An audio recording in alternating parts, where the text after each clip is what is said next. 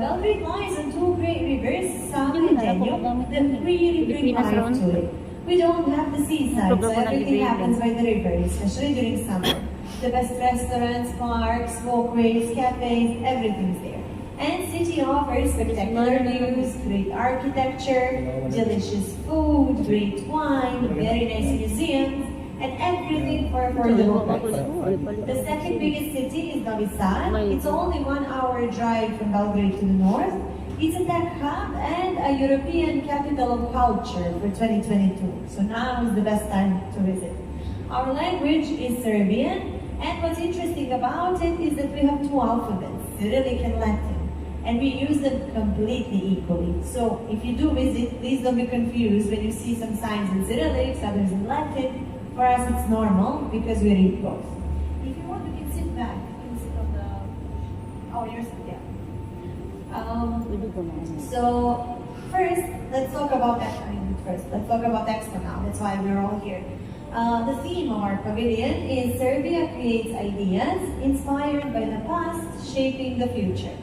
The inspiration from the past comes from Vinčan culture, and that's a Neolithic society that lived 7,000 years ago where Serbia is today. Those people were very innovative for their time, which is why they inspire us to do something great for the future. The other part will tell you what the government is now investing into, and that's digitalization. E-government, e-health, digital agriculture, artificial intelligence, and much more. And really, we just want to show you how much we as a nation are fun, open, creative, and most of all, very hospitable people. Hopefully, you'll experience it yourself. But first, just a few words about Vinča so you understand why they inspire us. Try to picture a time 7,000 years ago. There was nothing. People were just moving and hunting for food. And then they suddenly gathered and formed the first ever permanent settlement just next to today's Belgrade.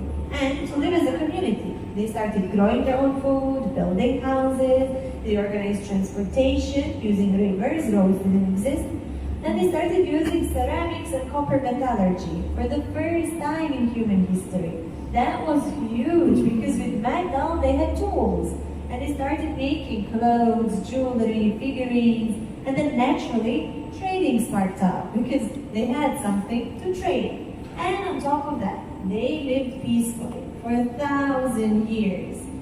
No conflicts and no rulers. They were all equal, which is really impressive. And for all those reasons, we celebrate them here. If you notice from the outside, the shape of the pavilion is unique. It's inspired by houses from ancient time because they had this peak in front like we had it. And if you saw a two-minute sculpture down, it's also inspired by rincha and figurines they used to make. Now the inside, ground floor is our shop where you can buy some food and souvenirs. You can see our traditional clothing. And upstairs is main exhibition. And first thing you'll see is a man who actually lived 10,000 years ago. His skeleton was found in Serbia. And then using DNA from the bones, he was recreated so that you can see what he looked like. And you can also interact with him. There is a phone that will scan your face.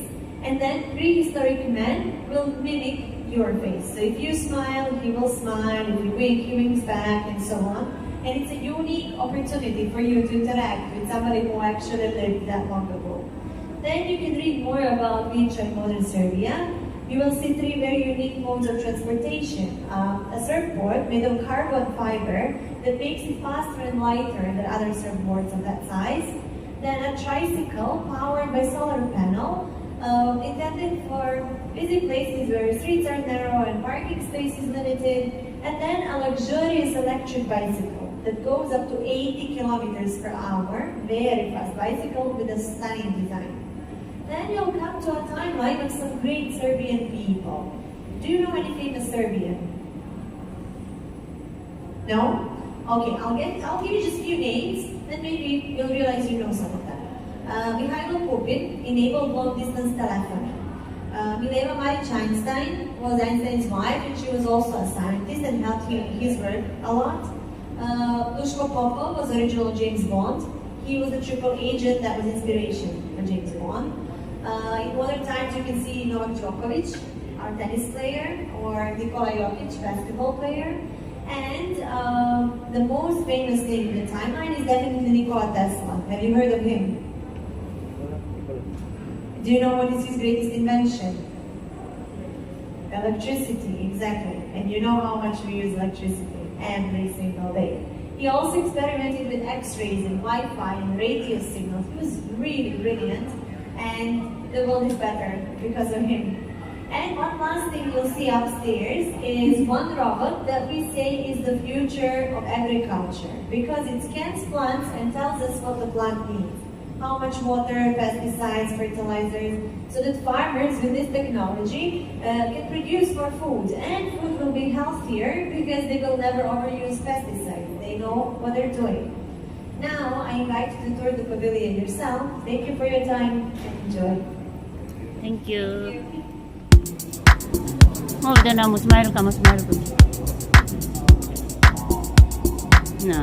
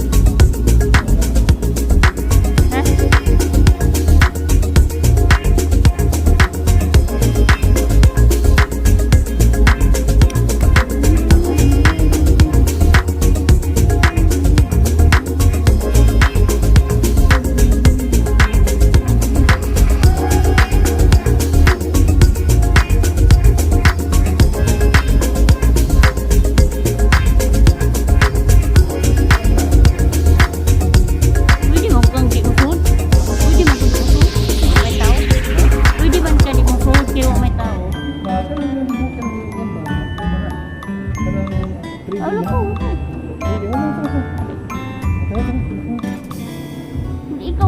Ikaw gutan oh. Jadi mo lang hapon di ko makablog na kaysa matar man. Ikaw tarong ba? Guton ta ka man.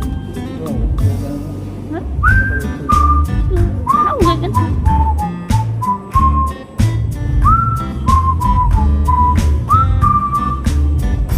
Hello ka rin. Munta na ang ganito.